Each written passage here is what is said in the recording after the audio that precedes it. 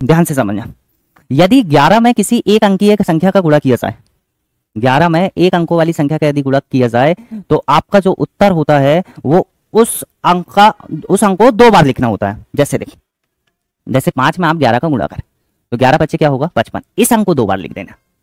लेकिन ध्यान रखना एक अंकीय संख्या के लिए, यदि आपको 9 में 11 का गुणा करना तो 9 में 11 का गुणा करेंगे तो क्या आएगा 99। बात समझ गए? तो यदि किसी एक अंकीय संख्या का 11 में गुणा करते हैं तो अंक जो है वो रिपीट हो जाते हैं, मैं ये कहना चाह रहा हूं। ऐसे ही 2 अंकीय संख्या का यदि 101 में गुणा हो जाए तो दोनों अंक रिपीट हो जाएंगे। 3 अंकीय संख्या का 1001 में गुणा हो जाए तो 3 अंक जो है वो आपस में रिपीट हो जाते हैं। 4 अंकीय संख्या का 10001 में गुणा हो जाए तो मेरे दोस्त चारों अंक जो है वो आपस में रिपीट होते हैं 2 बार। ठीक है, इस पर बेस्ड सवाल कैसे आते हैं उस बात को समझने की कोशिश कीजिए। देख, सवाल लिखा है 1001 में XYZ, 1001 में XYZ का यदि गुणा किया जाता है तो 789 प्राप्त होता है। तो आप मुझे केवल ये सोच के बता दो कि ये XYZ है क्या? तो मेरे भाई XYZ 789 होगा।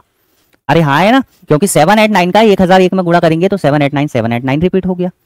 और आपको बताना क्या है, x plus by plus Z, और x plus by plus Z बताना तो मेरे भाई तीनों का जोड़ करना है। तो 8, 7 और 9 तीनों का जोड़ यदि कर रहे होंगे तो ऑप्शन नंबर ए आपके सवाल का एकदम करेक्ट आंसर होगा। तीनों का जोड़ 24 आ रहा होगा। ये भी पेपर में आया हुआ सवाल है, एनटीपीसी में पूछा गया था ये सवाल अभी। अरे हाँ ना, और कई सारे सवाल इस कॉन्सेप्ट पर बनते हैं।